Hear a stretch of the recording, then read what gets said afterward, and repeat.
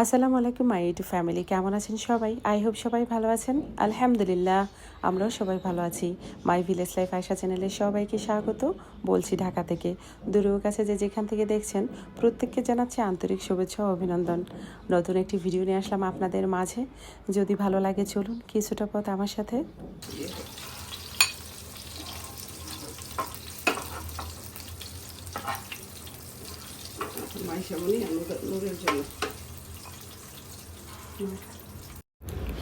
জীবনে প্রথম আমার মেয়ে কিছু চাইলো আর সেটারই ব্যবস্থা হয়ে গিয়েছে আলহামদুলিল্লাহ। যাই হোক, আমার মেয়ে যখন অনেকটাই ছোট বিশ্বনবী একাডেমিতে পড়ে, ওই স্কুলে দোলনা ছিল আর আমার মেয়ে খুব শখ করতো দোলনায় চড়া। একদিন দোলনায় চড়তে যাওয়াতে এক স্টুডেন্ট ওকে ধাক্কা দেয় আর সে মাটিতে পড়ে যায়। এই গল্পটাই আমার শাশুড়ি মা আমার বাসায় এসে বলছিল। আমি ব্যাপারটা আসলে সহজভাবে নিতে পারিনি। সেই সময় মাত্র 1 সপ্তাহ বা 2 সপ্তাহ পর ওর জন্মদিন ছিল। নুরের আব্বুকে না জানিয়ে চুপি চুপি আমি একটি দোলনার অর্ডার দিই এবং বাসায় নিয়ে আসি। তখন অবশ্য আমার ছোটোখাটো একটা বিজনেস ছিল। সে থেকে আজও অবধি আমার মেয়ে কিছু চায় না। তার মনের ইচ্ছাটা আমি বুঝতে পারি কেমন করে এবং পূরণ করি আলহামদুলিল্লাহ।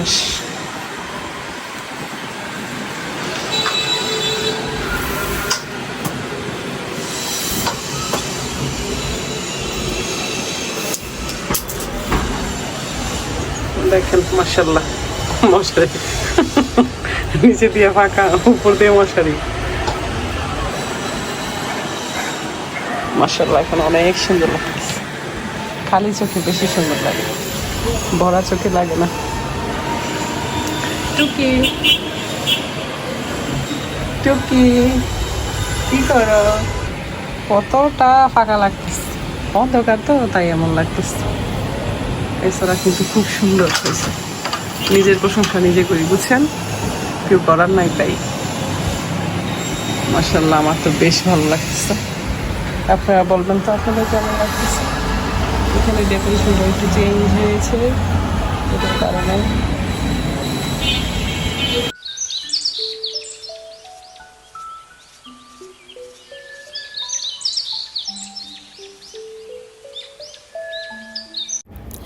আর এবার প্রথম সে মুখ ফুটে বলল, মা আমার একটা ড্রেসিং টেবিল লাগবে, আমার রেডি হইতে প্রয়োজন, তোমার রুমে যেতে আমার ভালো লাগে না, তাছাড়া তোমার মিররে পুরাটা দেখা যায় না। বিশ্বাস করেন আমি যে কি খুশি হয়েছি, পাগলের মতো এতদিন শুধু মনে মনে খুঁজেছি কোথায় একটা ড্রেসিং টেবিল পাবো, এমন ডিজাইন কোথায় বানাবো। এটা এত ক্লান্ত যেটা বলার বাহিরে। যেহেতু পাখির জন্য একটা বাসা করলাম বারান্দাতে, তারপর তো অনেক কাজ বাজ ছিল, কিন্তু হঠাৎ করে আমার মাথায় আসলো আরেকবার ট্রাই করে দেখি ড্রেসিং টেবিলটা, যদি না হয় তাহলে এবার ফাইনালি অর্ডার দিয়ে দিব। কিন্তু আজকে যে হারে গেলাম ওই হারে পেলাম ভূত, কেউ নাই, বাতাসে খুলে গেছে। হ্যাঁ মাশাআল্লাহ, কালকে দিবে, আজকে মানে পলিশের ব্যাপার আছে না, এখন রাতারাতি পলিশ করে ফেলবে, কালকে ড্রেসিং টেবিলটা চলে আসলো মাসে।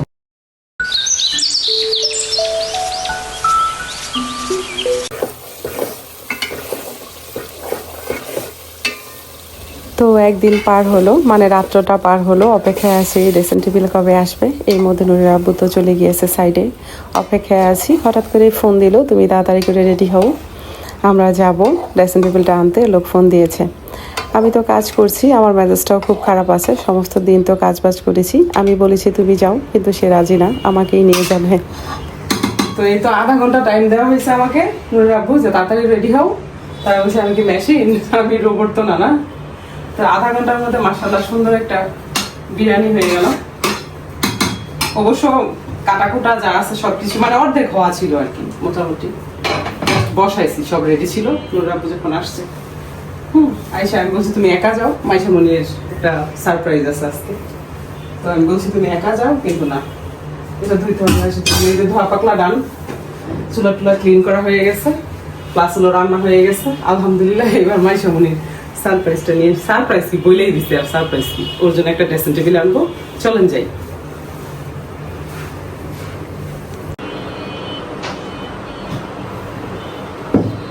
শুকর আলহামদুলিল্লাহ, এত পিপাসা লাগছে, দাঁড়ায় পানি খাওয়া ঠিক আছে। একটা জগের মতো পানি নেই, যদি আমি পানি উঠাই সকালবেলা এই পানি থাকে, ঠিক আছে, এরপরে আর থাকে না। অনেকটা দেরি হয়ে গেছে।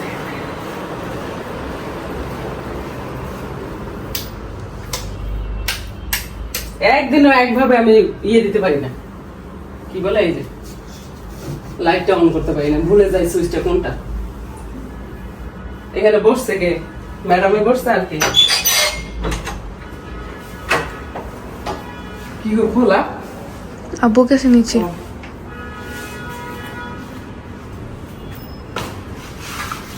পার্সোনাল দরকার স্যার নিবো? মোবাইল নেবা? হ্যাঁ নিবা তো, পার্স নেই না? দাও, হাতে দাও। ফাইনালি চলে আসলাম বাসায়। আমরা আগে চলে এসেছি, আর যে ব্যান দিয়ে আনছি সেটা পরে আসছে। যদিও বাসা নাম্বারটা দিয়ে দিয়েছি লোককে, কিন্তু আসার পর দেখি লোক নেই। তো নুরাব্বু দাঁড়িয়ে আছে ওখানে, আর আমি চলে যাচ্ছি।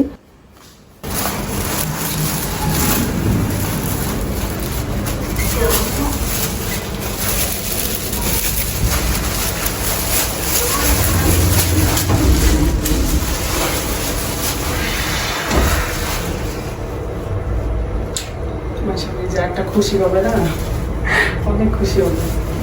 অনেক দিন ধরে বলতেছে যে মা আমার একটা ড্রেসিং টেবিল দরকার, নিয়ে বড় হয়েছে না,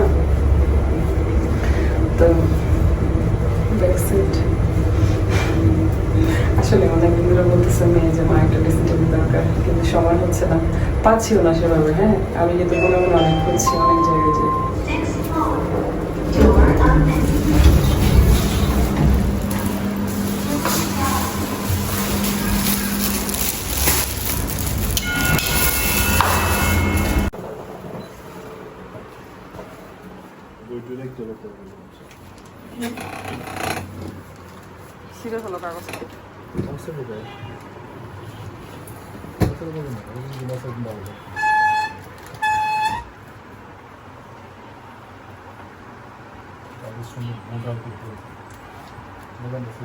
না বলি গেছে না, এই যে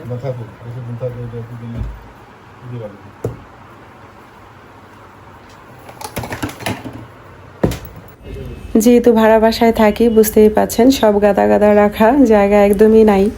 যদি থাকতো গ্রাম থেকে ড্রেসিং টেবিলটা নিয়ে আসতাম, ওইটাই বেশ বড় আর অনেক ভারী, তার জন্য আর আনলাম না, আর এইটাই নিয়ে নিলাম। সিম্পলির মধ্যে সুন্দরী, খারাপ না, কিন্তু মেয়ে যেমন চেয়েছে একদম ওরকমই হয়েছে। মেয়ে তো আমার ভীষণ খুশি, আমার মেয়ে খুশি মানে আমিও খুশি। গতকালকে আমি অনেক ক্লান্ত ছিলাম পাখির কাজটা করে, এতটাই টায়ার্ড ছিলাম কি বলবো। তারপর যখন নুরাবুকে বলেছি ড্রেসিং টেবিলের কথা, সে এক কথায় রাজি হয়ে গিয়েছে। যদিও সে শুরু থেকে নিষেধ, ড্রেসিং টেবিল সে আনবে না, ঘরে জায়গা নাই, জায়গা মেরে যাবে ওই জন্যে। সেই সময় যখন আমি দোলনাটা কিনেছি, দোলনাটার প্রাইস ছিল 20,000 টাকা। আই থিঙ্ক আপনারা বুঝতে পারছেন সেই সময় 20,000 টাকা কি পরিমাণ দাম ছিল। এখন তো টাকা সস্তা হয়ে গেছে মোটামুটি, সবাই এখন সব কিছু ইজিলি করতে পারে, সবার কাছেই টাকা এখন থাকে, টাকা হলো হাতের ময়লা। কিন্তু সেই সময় আসলে রেয়ার ছিল। আমার ছোটোখাটো একটা বিজনেস, তা থেকে জমিয়ে আমি আমার মেয়ের জন্য শখ পূরণ করেছি, কিন্তু তখন আমার মেয়ে বুঝতো না সেভাবে। আজ আমার মেয়ে সব কিছু বুঝে এবং পাকা পাকা কথাও বলে, বেশ ভালোই লাগে। মাঝে মাঝে তো একদম ওভারই করে ফেলে আমাকে। জানি না কারা কারা এখন আছেন, যদি থাকেন তাহলে একটি মিষ্টি কমেন্ট করে জানাতে পারেন আমার ড্রেসিং টেবিলটা কেমন হয়েছে, সরি আমার মেয়ে মাইশামণির ড্রেসিং টেবিলটা কেমন হয়েছে।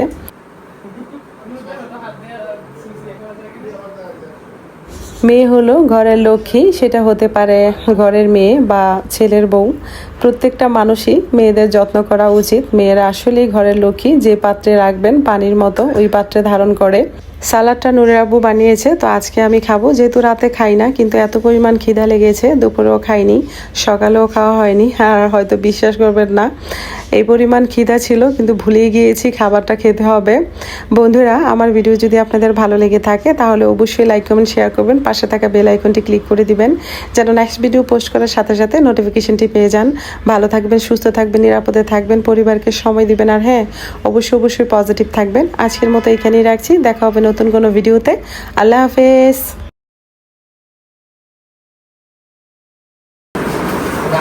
এই নুরাবু, চাবিগুলো পুরানো কেন?